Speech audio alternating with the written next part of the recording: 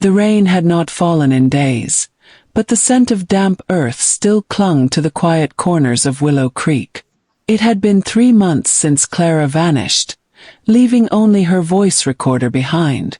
The final tape was never released to the public, but those who listened swore they heard the faint murmur of 2 voices trapped, desperate, and drifting like echoes over water.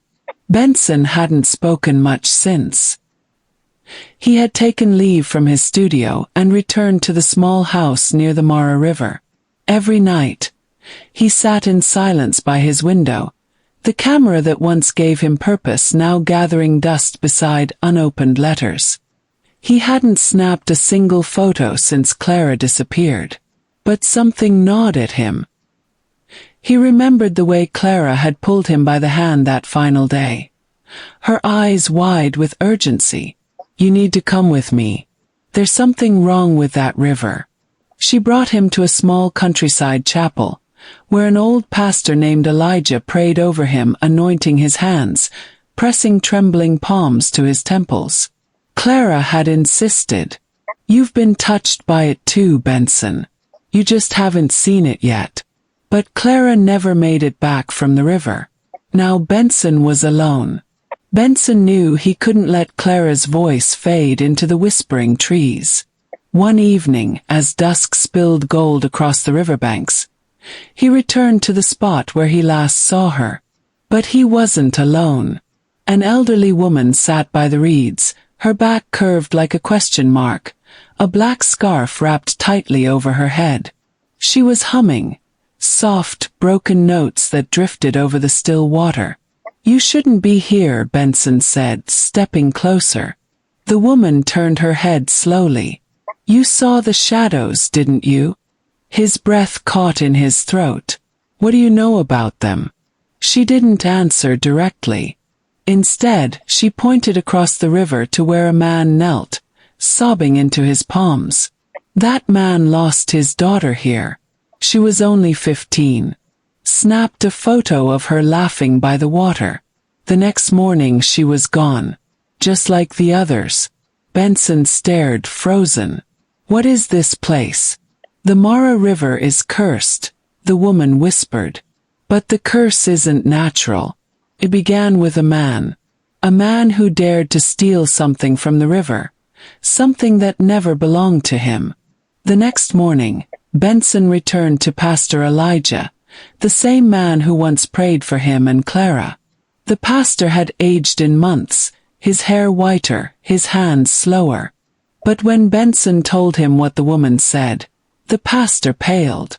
"I prayed over this place once," Elijah said, voice low. "Long ago. Before even Juliet vanished. There was a man who came to me and he confessed something." "What?" The pastor hesitated. "He said he had found a cave near the river, filled with old relics. Bones. And a lens, an ancient one. He took it thinking it was nothing but stone glass. But ever since he used it to photograph the river, people began to vanish." Benson clenched his fists. "Where is this man now?" "Dead," Elijah replied. "But there's one who still lives. An old groundskeeper named Tamaru. He was with him that. He knows the truth." Tamaru lived deep in the hills beyond Willow Creek, near the forgotten ruins of the first settlers. His hands shook as he poured tea for Benson and Elijah. "You want to know why the Mara River is forbidden?" Tamaru rasped. "It's not the river. It's what sleeps beneath it."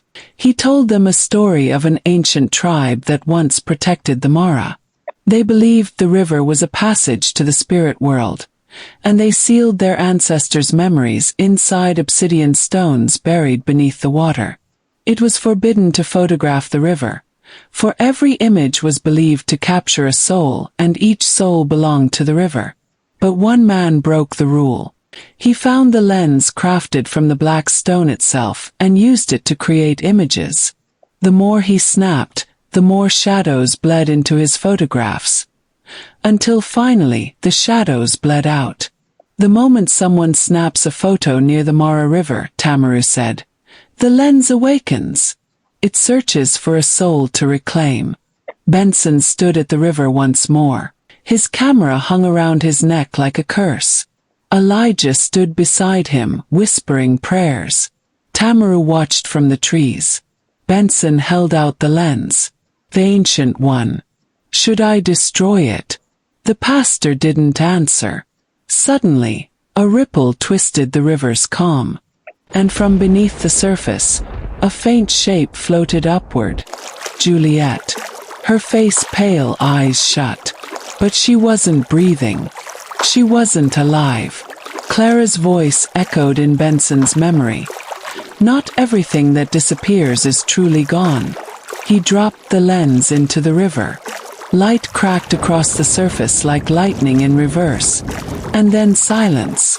The curse was broken that day. Benson never took another photograph again. He moved far from Willow Creek, never speaking of the Mara River. But Clara returned.